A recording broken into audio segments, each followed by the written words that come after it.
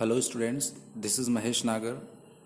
Welcome to my YouTube channel. Today I am going to explain you the sixth lesson of your Special English class 12th. The lesson name is If the Well Goes Dry. यदि कुआं सूख गया, which is written by Albert Gore. देखते हैं थोड़ा सा writer के बारे में ये कौन थे.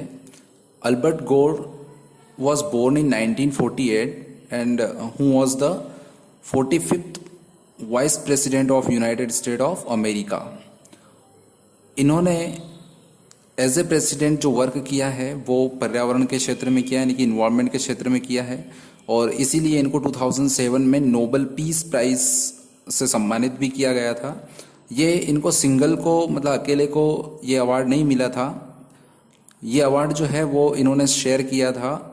एक पैनल बनाया गया था क्लाइमेट चेंज के ऊपर, एक पैनल बनाया गया था जिसका जो पैनल थी वो इंटर गवर्नमेंटल पैनल थी क्लाइमेट चेंज के ऊपर, और उसके जो हेड थे वो राजेंद्र के पचौरी थे जो कि इंडिया से थे. तो उस पैनल के साथ जो है कॉमनली इनको नोबेल पीस अवार्ड जो है वो प्राइज दिया गया था.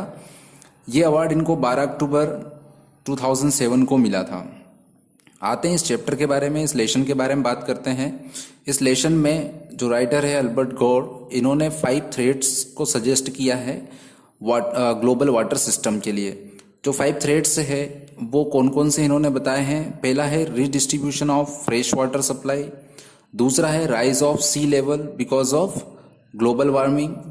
एंड नेक्स्ट जो है वो है वाइड स्प्रेड डिफॉरेस्टेशन. फोर्थ है contamination of water resources. Contamination of water resources means pollution of water resources. And last जो है वो pressure of rapid population growth. So these 5 threads are explain by the writer. And किस manner में उन्होंने इसको explain किया है, हम एक के बाद एक उन थ्रेड्स के बारे में बात करेंगे. फर्स्ट पार्ट में हम पूरे कवर नहीं कर पाएंगे, इसलिए हम इसको 2 पार्ट में कंप्लीट करेंगे. तो फर्स्ट में हम जितना कंप्लीट कर सकते हैं उतना करेंगे. स्टार्ट करते हैं अपन. Human beings are made up mostly of water. जिस तरह से साइंटिफिक भी ये प्रूव हो चुका है और साइंटिफिकली भी हम जानते हैं कि जो ह्यूमन बींग्स है यानी कि ह्यूमन बॉडी है उसका अधिकतर पार्ट जो है वो कैसे बना होता है, वाटर से. इन रफली मीन्स अप्रोक्स या almost the same percentage of as water is to the surface of earth. Writer ने बहुत अच्छा लॉजिक दिया है. कहा है कि जितने % अर्थ पर पानी है उतने ही % ह्यूमन बॉडी में भी पानी है. Our tissues and membranes, our brain and hearts, our sweat and tears all reflect the same recipe for life. इनका मानना है, इनका कहना है कि जो हमारे टिश्यूज है और मेम्ब्रेन्स जो है, मेम्ब्रेन्स मतलब जो झिल्ली वगैरह हमारी बॉडी में होती है वो है, वो सारी चीज़ों में, ब्रेन में, हार्ट एंड हमारी स्वीट पसीना और टीयर्स, ये सारी जो चीज़ें हैं वो लाइफ की वो सारी रेसिपी मतलब उसी तरह से ये बनी हुई है. In which efficient use is made for of those ingredient available on the surface of the earth. तो उसी रेशो में ये भी हमारी बॉडी में अवेलेबल है जिस रेशो में ये सारी चीज़ें जो है वो अर्थ पर अवेलेबल है. कहते हैं कि ये सारे इंग्रेडिएंट्स मतलब जो सामग्री है, जो चीज़ें हमारे पास अवेलेबल है अर्थ सरफेस पर, हमें उन्हें को इफिशिएंटली यूज़ करना है, मतलब उनका मितव्ययतापूर्वक उपयोग करना है ताकि भविष्य के लिए हम उनको बचा सकें. राइटर आगे एक लॉजिक देते हैं कि वी आर 23% कार्बन. मीन्स ये सारी चीज़ें जो अर्थ पर जो गैसेस अवेलेबल है उनका कंपैरिजन कर रहा है ह्यूमन बॉडी से.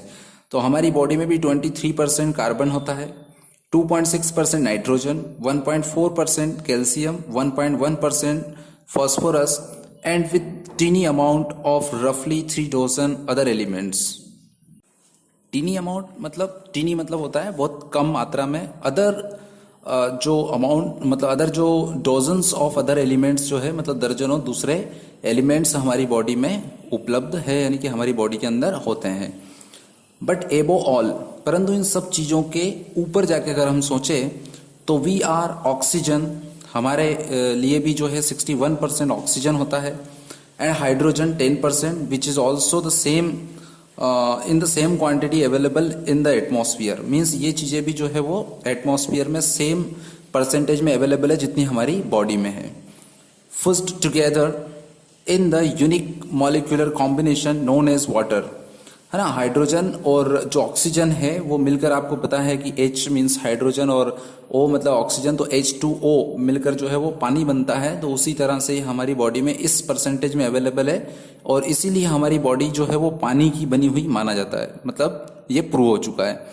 Which makes up 71% of the human body, means hydrogen and oxygen दोनों से मिलकर ह्यूमन बॉडी का जो कितना पार्ट बना हुआ है, 71%।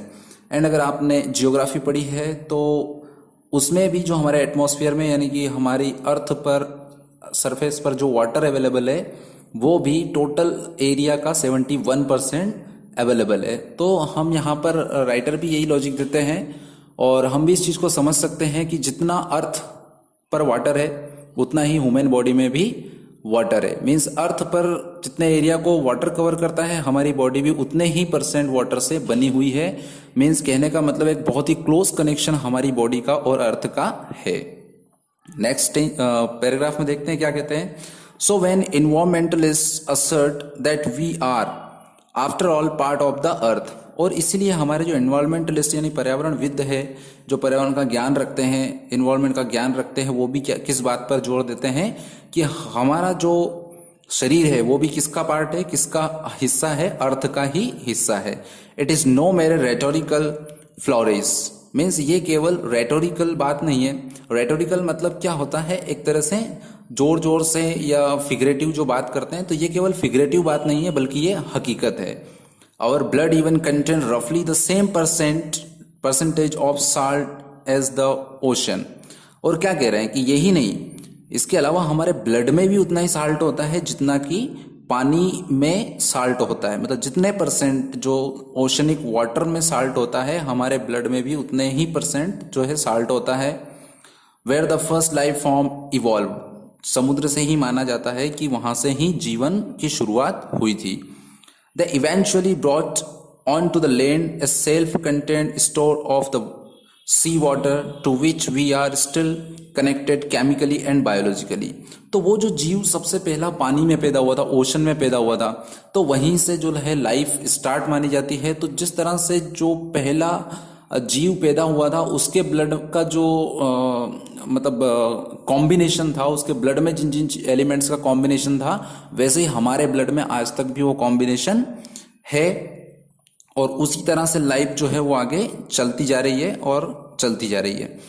The eventually brought on to the land, इसका मतलब क्या हुआ है कि वो लैंड पर, मतलब समुद्र से जो जीव निकल के आया वो कहां पर आ गया, धरती पर, है ना। और धरती पर आया तो इवेंचुअली मतलब कि लास्टली, अंत में क्या हुआ, वो जीव बन के पैदा होके जब अर्थ पे जीने लगा तो कई सारे लाइफ फॉर्म्स जो है वो बदलते गए, कुछ जानवर, इंसान, ऐसे मतलब ये करोड़ों साल में ऐसा हुआ है, एक दिन में नहीं हुआ है। तो उसी तरह से हम किसी न किसी वे में chemically and biologically, chemically means जो एलिमेंट्स है उनका जो कॉम्बिनेशन है वो, और बायोलॉजिकली मतलब कि हम कहाँ से पैदा हुए हैं। दोनों ही तरीके से हम अगर देखा जाए तो अर्थ से बिल्कुल कनेक्टेड है। We are the part of earth. Little wonder then that water carries such great spiritual significance in most religions, from the water of Christian baptism to Hinduism sacred water of life। दोनों यहां पर उन्होंने बोला है कि यहां पर ये जानकर थोड़ा आश्चर्य होता है कि ये केमिकली और बायोलॉजिकली तो हम कनेक्टेड है वाटर सिस्टम से और अर्थ से, बट पानी का महत्व जो है, सिग्निफिकेंस जो महत्व है, ज़्यादातर रिलीजन में होता है, अधिकतर धर्मों में है। जैसे क्रिश्चियन जो होता है उनमें बैप्टिज्म होता है, मतलब जल संस्कार की एक प्रथा होती है। और हिंदू जो है, और हिंदू के लिए तो हम पता ही है आपको कि वो सारी चीज़ों को मानते हैं। हम पानी को जल देवता कहकर बुलाते हैं, जो नदियाँ हैं उनकी हम पूजा करते हैं। ये सारी चीज़ें क्यों करते हैं, क्योंकि हमारे धर्म में स्पिरिचुअली अगर देखा जाए तो उसका हम इम्पोर्टेंस है वाटर का, इसलिए। नेक्स्ट चलते हैं। We depend specially on fresh water. यहाँ पर फर्स्ट साइड को डिस्क्राइब करते हैं, वो कहते हैं कि हम अधिकतर हमारी जो लाइफ है, कहते हैं ना जल बिना जीवन नहीं होता, तो यहाँ पर भी वो बोल रहे हैं कि हम स्पेशली फ्रेश वाटर पर डिपेंड करते हैं, जो कि धरती पर कितना है, which is only 2.5% of the total amount of water on earth. पूरी अर्थ पे जितना भी पानी अवेलेबल है 71% है, लेकिन उसका 71% का 2.5% जो है वो फ्रेश वाटर है। और उस 2.5% में से Most of that is locked away as ice in Antarctica and to a lesser extent in Greenland. तो and North Polar Ice Cap and mountain glaciers. वो कह रहा है कि 2.5% जो प्योर वाटर है उसमें से अधिकतर वाटर जो है वो आइस केप्स में यानी कि बर्फ के रूप में जमा हुआ है। कहाँ पर? कुछ अंटार्कटिका में है और कुछ हद तक जो है वो ग्रीनलैंड और नॉर्थ के जो ध्रुव है वहां पर आइस केप में जमे हुए हैं। कुछ और अमाउंट है बहुत छोटे अमाउंट में जो कि बड़े बड़े हिमालय जैसे जो पर्वत है उनके ऊपर बर्फ के रूप में जमा हुआ है। Ground water makes up most of what remain having less than 0.01% for all the lakes, creeks, streams, rivers and rainfalls. बाकी का जो पानी बचता है वो कितना बचता है? सिर्फ 0.01% बचता है। मीन्स 1% का भी 100th पार्ट हमारे पास वो पानी बचता है जो कि अर्थ पर या तो अंडरग्राउंड वाटर में है या तो वो सरफेस पर है, लेक्स पर है। लेक्स में भरा हुआ है यानी कि जो तालाब है बड़े उन्होंने, क्रीक्स मतलब जो बे खाड़ियां होती है उनमें, स्ट्रीम्स या रिवर्स या फिर रेनफॉल के रूप में हमारे पास अवेलेबल है। This still leaves more than enough water to meet all our needs. फिर भी राइटर क्या बोल रहे हैं कि ये जो 1% का 100th पार्ट है मतलब 0.01% है, ये पानी भी हमारी आवश्यकताओं को पूरा करने के लिए इनफ है। Both now and in the foreseeable future, है ना। फोर्सिएबल फ्यूचर, फोर्सिएबल का मतलब क्या होता है? फोरकास्टिंग मतलब निकटतम, आगे आने वाला। तो आगे आने वाले भविष्य के लिए और अब दोनों ही के लिए ये पानी अवेलेबल है और ये पानी सफिशिएंट है। But it is distributed unevenly through out the world. परंतु ये पानी एक जगह नहीं अवेलेबल है और सब जगह इक्वल क्वांटिटी में अवेलेबल नहीं है। ये अनइवन मतलब कि असंतुलित रूप से और अनइक्वली जो है वो क्या है? डिवाइडेड है अर्थ पर। As a result, human civilization has been restricted to more or less the same geographical pattern that conforms to the distribution of fresh water around the planet. और इसीलिए पूरे अराउंड द प्लेनेट जो population है, जो लोग रहते हैं, वो उस वाटर की अवेलेबिलिटी के हिसाब से रहते हैं। जहां पर ज़्यादा पानी है वहां पर लोग ज़्यादा रहते हैं। जैसे रेगिस्तान जो डिसर्ट एरियाज है वहां पर पॉपुलेशन कम होती है क्योंकि वहां पर वाटर की अवेलेबिलिटी नहीं है। और जैसे कि जो गंगास प्लेन है ना, गंगा का जो मैदान है उत्तर भारत, वहां पर लोग ज़्यादा रहते हैं, वहां पर डेंसिटी ज़्यादा है पॉपुलेशन की क्योंकि वहां पर वाटर फैसिलिटीज अवेलेबल है। Any lasting alteration of that pattern would therefore pose a strategic threat to global civilization as we have known it. जैसा कि हम जानते हैं, एनी लास्टिंग अल्ट्रेशन, लास्टिंग मतलब अंतिम, जो अल्ट्रेशन मतलब कि उसमें बदलाव, अगर इस पानी के पैटर्न में जो अवेलेबिलिटी है उसके पैटर्न में कोई भी बदलाव किया गया तो कोई भी थ्रेट, स्ट्रेटेजिक थ्रेट, थ्रेट मतलब कोई भी आफत जो है वो हमारे सामने, कोई भी खतरा जो है, डेंजर, वो हमारे सामने खड़ा हो। नेक्स्ट पैराग्राफ में क्या कहते हैं? Unfortunately the dramatic change in our relationship to the earth since the industrial revolution, especially in this century, is now causing profound damage to the global water system. Unfortunately means क्या होता है? बदकिस्मती से। जो ड्रामेटिक चेंज आया है, dramatic change मतलब एक नाटकीय परिवर्तन आया है अर्थ और इंसान के जो रिलेशन था उसके बीच में। और वो किस वजह से आया है? जब से इंडस्ट्रियल रिवॉल्यूशन यानी कि औद्योगिक क्रांति ने जन्म लिया। औद्योगिक क्रांति मतलब उद्योगों को बढ़ावा मिला, इंडस्ट्रीज का डेवलपमेंट हुआ, ग्रोथ हुई, है ना। तो इस वजह से जो रिलेशन है मेन एंड इन्वायरमेंट का वो थोड़ा चेंज हुआ है, उसमें बदलाव आया है।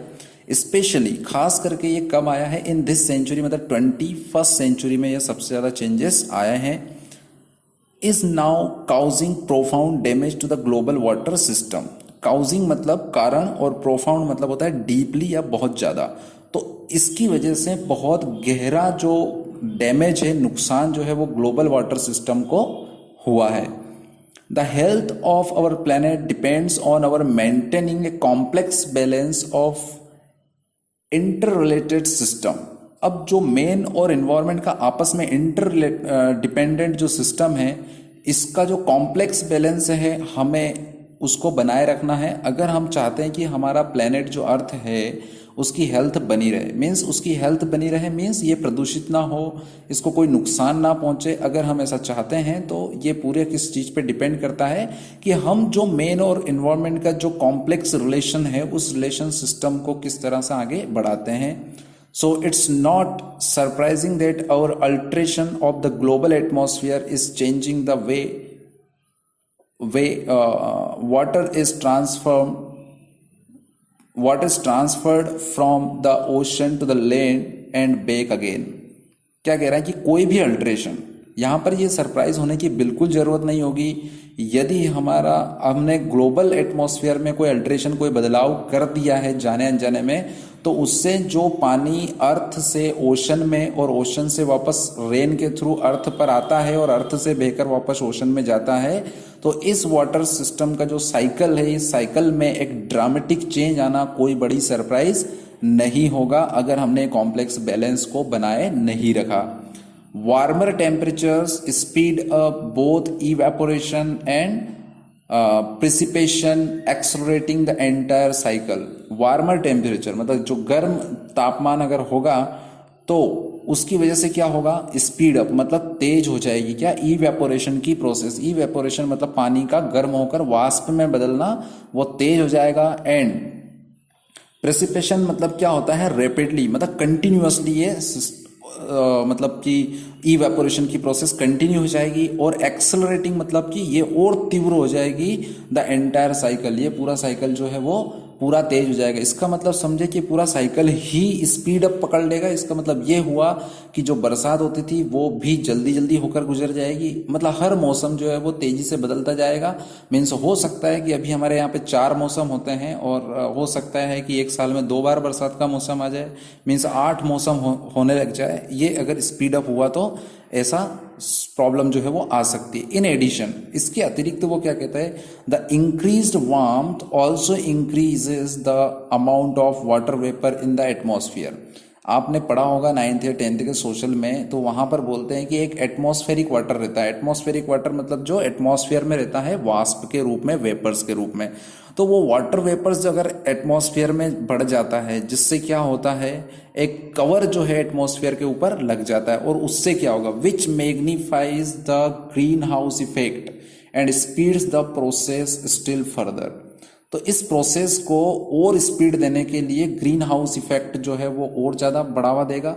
और जब पूरा ग्रीन हाउस इफेक्ट क्या होता है कि आपके जो गर्म गैसेस है, जैसे कार्बन डाइऑक्साइड वगैरह है ना, कार्बन मोनोऑक्साइड, ये जो गैसेस है, ये जैसे ही आप इनको छोड़ते हो एटमॉस्फेयर में, तो एटमॉस्फेयर में ये ऊपर चली जाती है। बट अगर ऊपर वाटर वेपर्स का एक कवर हो जाता है तो वो उसको रजिस्ट कर देगा, रोक देगा।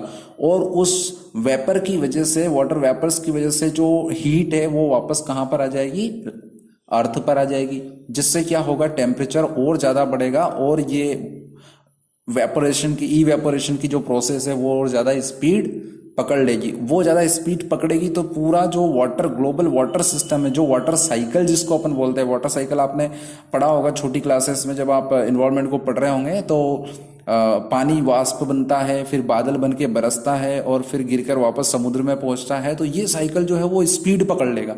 ये स्पीड पकड़ लेगा मतलब ऐसा मौसम होने लग जाएंगे, कभी भी बरसात हो जाएगी, कभी भी बहुत तेज गर्मी और कभी भी ठंड, ऐसे मौसम आना शुरू हो जाएगा। नेक्स्ट जो पैराग्राफ है उसमें देखते हैं, moreover because global warming heats up the polar region faster than the tropics, it may also be changing the way the earth achieves a balance between hot and cold। क्या कह रहे हैं कि जो ग्रीन हाउस इफेक्ट है उसके कारण क्या होगा, गर्मी बढ़ेगी और गर्मी बढ़ने से ग्लोबल वार्मिंग होना शुरू होगी। और ग्लोबल वार्मिंग से जो पोलर रीजन मीन्स जो ध्रुवीय क्षेत्र है, जहाँ पर बहुत ज़्यादा ठंड होती है, बहुत ज़्यादा टेम्परेचर लो होता है, वो तेजी से अप होने लगेगा, मतलब कि टेम्परेचर बढ़ने लगेगा। और ट्रॉपिक्स जो यानी कि गर्म उष्ण जो देश है या उष्ण प्रदेश जो है, उनका टेम्परेचर स्लोली बढ़ेगा और जो कोल्ड रीजन है उसका टेम्परेचर तेजी से बढ़ेगा। इसकी वजह से क्या होगा, जो चेंज है अर्थ का, जो बैलेंस है हॉट और कोल्ड के बीच में, उसमें तेजी से बदलाव आना शुरू होंगे। The ocean helps to maintain the global equilibrium by constantly pushing towards a move even distribution of temperatures अब ओशन क्या करता है, इसमें हेल्प करता है। जो टेम्परेचर मेंटेनेंस होता है, टेम्परेचर का हॉट एंड कोल्ड के बीच में जो इक्विलिब्रियम होता है, मतलब संतुलन होता है, बैलेंस होता है, उसको कॉन्स्टेंटली जो है वो हेल्प करता है। कौन? बैलेंस को बनाए रखने में ओशन। कैसे करता है? In a distinctive and relatively stable pattern the ocean transfer heat from the equator to the poles in huge current near the surface such as the Gulf Stream. Ocean से जो हवाएं आती है, आपने देखा होगा 6 मंथ जो है ईयर के वो समुद्र से धरती की तरफ हवाएं चलती है और 6 मंथ जो है वो धरती से समुद्र की तरफ हवाएं चलती है। तो जो गल्फ स्ट्रीम का यहाँ पर एग्जांपल दिया कि गल्फ स्ट्रीम जो है वो कहाँ से आती है, क्या होती है। तो गल्फ स्ट्रीम एक तरह का ओशनिक करंट है जो कि बहुत फास्ट होता है, स्ट्रांग होता है, जो कि warm water means water vapours के फॉर्म में ये हवाएं गर्म होती है और ये जो मेक्सिको का गल्फ है वहाँ से उठती है और ये कहीं ना कहीं यूएसए और कनाडा तक पहुँच जाती है। तो ये गर्म वाटर जो है वो उठता है और वो हवाओं के रूप में अलग अलग जगह पर पहुँचता है, जिससे कि हीट मेंटेन होती है। और ये ह्यूज करंट है, मतलब बहुत तेजी से, बहुत फास्ट पावरफुल होती है हवाएं। तो उसी तरह से ये ओशन जो है वो हवाओं को अलग अलग जगह से हवाओं को लैंड पर पहुंचती है वहां से, और उससे जो टेम्परेचर है वो बैलेंस होता है। As the warm ocean water from the tropics moves northward some of it evaporates along the way. और जैसे ही जो वार्म ओशन वाटर है वो हवा के फॉर्म में ट्रॉपिक रीजन से मूव होता है, मतलब गर्म प्रदेशों से वो निकलता है और कहाँ जाता है, नॉर्थ की तरफ जब वो जाता है तो कुछ अमाउंट में पानी जो है, ये हवाएं गर्म होती है तो इवेपोरेट्स कर लेता है, मतलब कि रास्ते में क्या प्रोसीजर चलता है इवेपोरेशन की, यानी कि डिसअपियर हो जाती है। इवेपोरेट होने का मतलब क्या होता है, ये डिसअपियर हो जाती है, अदृश्य यानी कि गायब हो जाती है बीच में ही, मतलब ये कुछ कम हो जाता है। When it hits the cold polar winds between Greenland and Iceland। और एक तरफ से तो क्या होता है, ये गर्म हवाएं समुद्र से धरती की तरफ आती है, नॉर्थ की तरफ चली जाती है, और नॉर्थ की तरफ से आने वाली जो ठंडी हवाएं हैं पोलर रीजन से जो आती है, 2 पोल होते हैं, एक साउथ पोल है एक नॉर्थ पोल। तो नॉर्थ पोल से जो हवाएं आती है समुद्र की तरफ, वो हवाएं इन गर्म हवाओं से ग्रीनलैंड एंड आइसलैंड के बीच में टकरा जाती है। तो इनके टकराने से क्या होता है, द इवेपोरेशन एक्सेलरेट्स। तो इवेपोरेशन की प्रोसेस है वो बहुत तेजी से बढ़ने लगती है, और उसकी वजह से क्या होगा, लिविंग बिहाइंड मच साल्टियर वाटर, और जिसमें जो साल्टियर वाटर है वो पीछे छूट जाता है, which becomes denser and heavier. और वो पानी क्या हो जाता है, थोड़ा डेंस घना हो जाता है, और हैवी यानी कि उसमें वजन आ जाता है। This rapidly cooling water sinks to the bottom at the rate of 5 billion gallon a second. और उससे क्या होता है, रैपिड लगातार ये गर्म जो पानी है हवाओं में ये ठंडा होने लगता है, जिससे ये बॉटम मतलब धरती की मतलब अर्थ सरफेस पर जो है वो कितने रेट से नीचे आता है, 5 बिलियन गैलन पर सेकंड जो है वो बरसात के रूप में नीचे आने लगता है, forming a deep current just as powerful as the Gulf Stream. और जितनी तेजी से ये गल्फ स्ट्रीम, गल्फ की हवाएं चलती है, खाड़ी हवाएं चलती है, उसी तरह से इसकी भी स्पीड होती है। If not as well known which flows south underneath the Gulf Stream. और ये जो ठंडी होने वाली जो हवाएं, ये जो ठंडी हो जाती है, गल्फ स्ट्रीम क्यों है, देखिए गल्फ स्ट्रीम जो है वो गर्म होती है, और गर्म होने के कारण इनका वेट जो है वो कम हो जाता है, तो ये ऊपर होती है, और जब ये ठंडी हवाओं से टकरा जाती है तो टकराने के बाद ये हैवी हो जाती है, और हैवी होने के कारण ये सरफेस, अर्थ सरफेस के नजदीक होती है। इसलिए उन गल्फ स्ट्रीम के नीचे से ये नॉर्थ से वापस किधर मुड़ जाती है, साउथ की तरफ जाना शुरू हो जाती है ना, जो कि गल्फ स्ट्रीम के नीचे से जाती है। नियर द ओशन फ्लोर, और नियर द ओशन फ्लोर मतलब कि जो ओशनिक वाटर है उसके सरफेस के नजदीक से गुजरती है। इन द प्रोसेस, और इस प्रोसेस में क्या होता है, it transfers cold from the poles back towards the equator. और जो इक्वेटर भूमध्य रेखा है वहां पर सबसे ज्यादा गर्मी होती है, वहां से यह हवाएं जाती है नॉर्थ की तरफ, नॉर्थ से जब ठंडी हवाओं से टकराती है तो वापस रिटर्न होती है और इक्वेटर पर आती है, और इक्वेटर पर आकर समुद्र से वापस इक्वेटर पर आती है, तो इक्वेटर पे क्या लेके आती है, कोल्ड लेके आती है, मतलब ठंड लेके आती है। तो जब जाती है तो गर्मी लेके जाती है, और आती है तो ये ठंड लेकर आती है। Many scientists are worried that as the polar region warm up faster than the tropics and the temperature differences between the two get smaller, these ocean currents which are driven in large part by those differences, may slow down or seek a new equilibrium. क्या कह रहे हैं कि कई सारे scientist जो है इस चीज को लेकर चिंतित है कि जो ग्लोबल वार्मिंग होता है उससे जो पोलर रीजन है वो जल्दी गर्म हो जाते हैं और ट्रॉपिक रीजन की अपेक्षा, यानी कि गर्म प्रदेशों की अपेक्षा ठंडे प्रदेश जल्दी गर्म होते हैं और इस वजह से जो डिफरेंसेस है टेम्परेचर में, है ना, गर्म और ठंडे के बीच में जो डिफरेंस है वो क्या होने लगता है, कम होने लगता है। जैसे पहले ठंडे प्रदेशों में जैसे 0 डिग्री टेम्परेचर है और गर्म में 30 डिग्री टेम्परेचर है, तो ग्लोबल वार्मिंग की वजह से क्या होता है कि जो 0 डिग्री है वो बढ़कर 10 डिग्री तक पहुंच जाता है और जो 30 है वो 40 नहीं होता है, वो 30 जो है वो 35 होता है। तो पहले ठंडे और गर्म के बीच में जो डिफरेंस था वो 30 डिग्री सेल्सियस का था, बट अब जो है वो कितना हो जाता है, सेंटीग्रेड का था, और अब जो है वो कितना हो जाता है, वो बढ़ जाता है, सॉरी घट जाता है। पहले वो 10 मतलब 0 और 30 था, अब वो जो है वो कितना हो जाता है 10 और 35, मीन्स जो डिफरेंस है 30 का वो कम होकर रिड्यूस होकर 25 पर रह जाता। तो इस तरह से जो बैलेंस है कोल्ड और हॉट के बीच में वो एक नया इक्विलिब्रियम तलाशता है, एक नया संतुलन बनाने की कोशिश करता है। और जब नया संतुलन अर्थ बनाएगा, नेचर जब नया संतुलन बनाने की कोशिश करेगी तो उसमें बहुत सारा चीजें जो है वो हो सकती है, एडवर्स हो सकती है अर्थ के लिए और ह्यूमन या सभी लिविंग बींग्स के लिए भी। In the circulatory pattern change the climate pattern will also change. तो क्या कह रहा है कि जो पानी का सर्कुलेशन जो है अगर वो चेंज होता है तो आपका पूरा क्लाइमेट चेंज होना शुरू हो जाता है। Some regions will get more rain, जैसे मैंने पहले कहा था कि कुछ क्षेत्रों में बहुत तेज बारिश होने लगेगी, अदर्स लेस और कुछ में कम होगी। Some areas will get warmer, कुछ एरियाज जो है बहुत गर्म हो जाएंगे और अदर्स कोल्डर और दूसरे ठंडे ही रह जाएंगे। तो इस तरह से क्लाइमेटिक चेंज भी जो है वो पैटर्न में चेंज आ जाएगा। In the first strategic threat to the global water system is a redistribution of fresh water supplies। क्या कह रहे हैं कि फर्स्ट स्ट्रेटेजिक जो थ्रेट है उसके अकॉर्डिंग, या पहला जो डेंजर है, खतरा है, वो किसके लिए है, ग्लोबल वाटर सिस्टम के लिए है।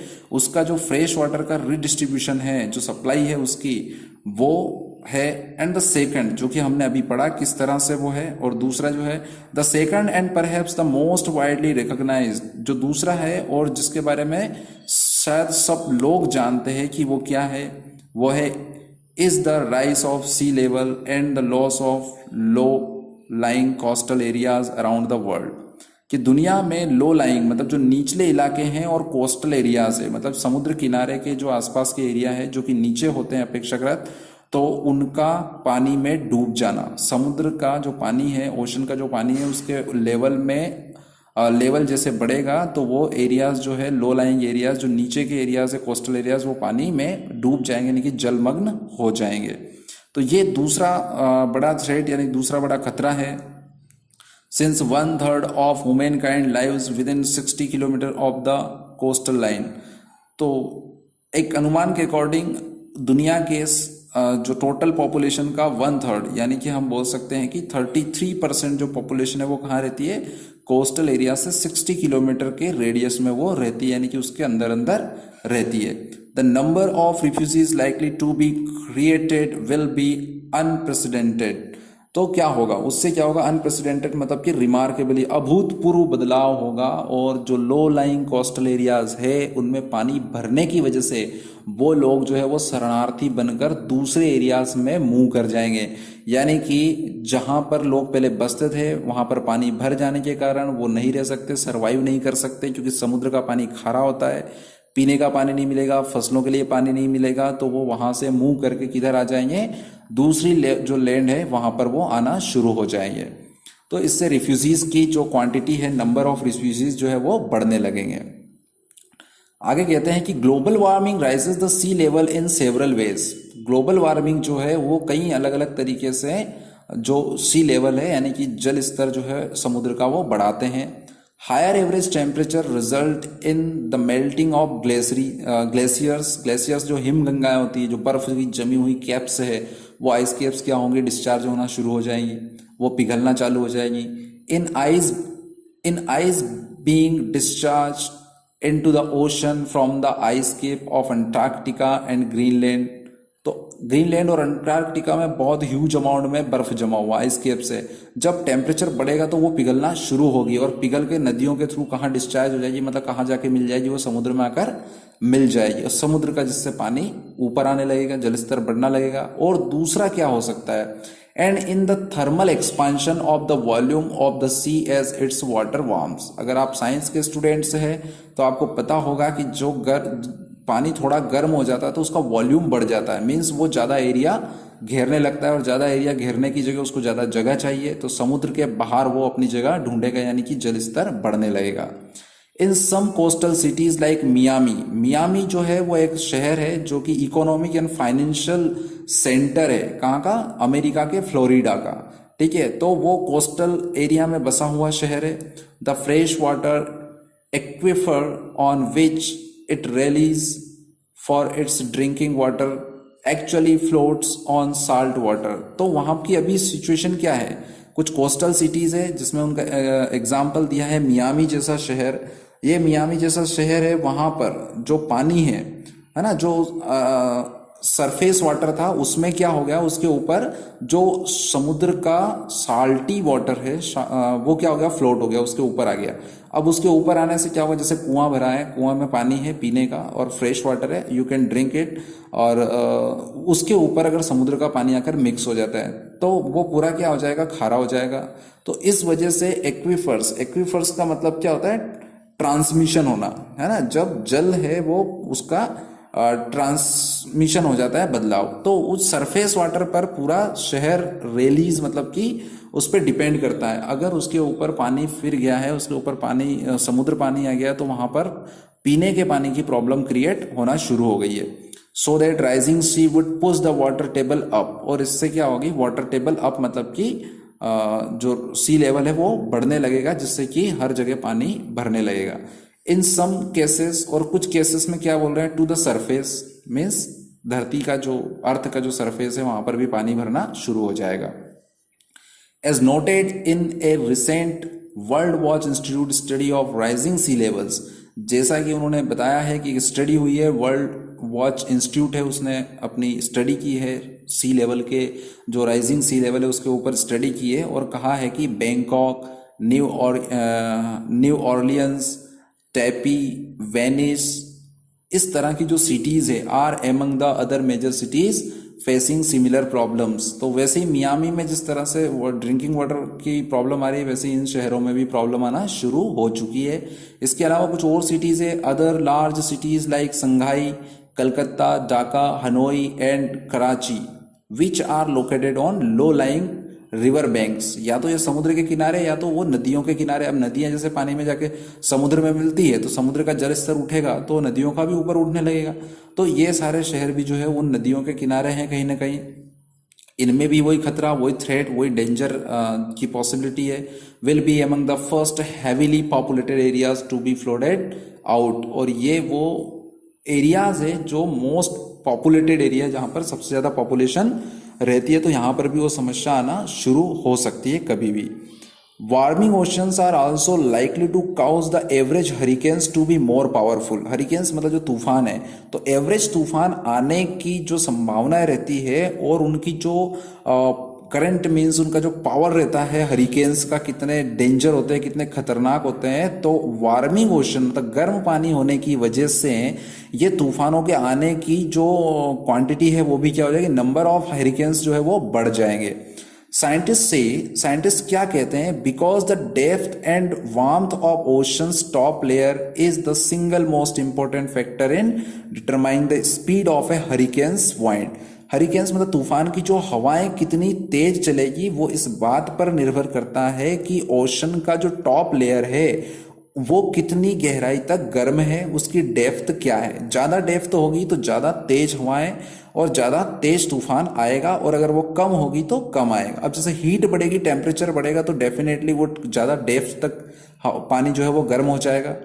आगे कहते हैं, more powerful and more frequent storms coming into the land from the ocean would be turn greatly exacerbate the damage from rising sea levels. और इससे क्या होगा, जो खतरा है वो और ज़्यादा बढ़ जाएगी। क्यों बढ़ जाएगा? क्योंकि ज़्यादा तेज हवाएं जब चलेगी, स्टॉर्म आएगा, तूफान आएगा, तो ज़्यादा तेज हवाएं तो ज़्यादा अंदर तक जो समुद्री वाटर है, जैसे सुनामी के थ्रू आता है, वैसे ज़्यादा अंदर तक वो समुद्री पानी जो है वो क्या आएगा, वो आना शुरू हो जाएगा, ज़्यादा गहराई तक मतलब कि आना शुरू हो जाएगा। एक्सरबेट का मतलब क्या होता है? शार्पन, या हम बोल सकते हैं कि इम्पेयर, गहरा या ज़्यादा खराब, है ना। तो वो ज़्यादा गहराई से ज़्यादा गहराई तक मतलब मोटी मोटी ऊंची ऊंची लहरें उठकर जो है अंदर तक पानी आएगा, जिससे कि जो सी लेवल है, जो सी लेवल वो क्या होगा, सी लेवल के बढ़ने से ये डैमेज जो है वो और ज़्यादा बढ़ जाएगा, ये खतरा, नुकसान और ज़्यादा बढ़ जाएगा। जितनी तेज हवाएं आएगी तूफान की, उतना तेज पानी अंदर तक आएगा, अर्थ सरफेस पर आएगा, और उससे बड़ा डैमेज यानी उससे बड़ा नुकसान होगा। For it is during storm surge that the sea advances farthest inland from the coast. Coast means जो समुद्री किनारा है वहां से इनलैंड मतलब कि अंतर्देशीय, यानी कि अंदर का, फारदेस्ट मतलब दूर तक, बहुत दूर तक जो है समुद्र वाटर जो है अंदर पूरे सर्ज मतलब पूरे आवेश के साथ वो अंदर तक घुस जाएगा, और जिससे दूर दूर तक जो है। इस लेसन का फर्स्ट पार्ट मैं यहीं ख़त्म कर रहा हूँ, क्योंकि वीडियो काफ़ी ज़्यादा लंबा हो जाएगा। सेकंड पार्ट बहुत जल्दी मैं आपको अपलोड करूँगा, और सेकंड पार्ट का नोटिफिकेशन आपको मिल जाए, इसलिए प्लीज़ इस चैनल को सब्सक्राइब कर लीजिए। अगर आपको कोई डाउट्स रहते हैं, कोई क्वेरीज रहती है, तो आप कमेंट करके उनको बता सकते हैं। आपको अगर एक्सप्लेनेशन की वे समझ में नहीं आ रही है, आप वो भी कमेंट कर सकते हैं, so that I can improve my explanation, which will really help me a lot in improving my skills. So don't be afraid about anything. आप बार बार देखिए, बार बार अच्छे से समझिए लेसन को, क्योंकि ये लेसन एक ऐसा लेसन है जिसमें से 100% टाइम एक ना एक क्वेश्चन आपकी एग्जाम में आता ही आता है।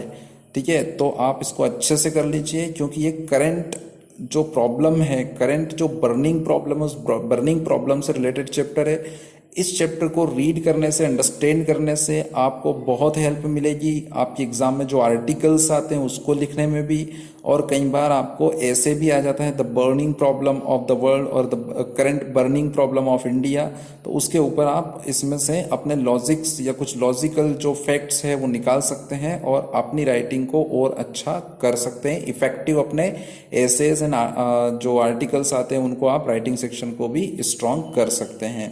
So thank you very much for watching this channel.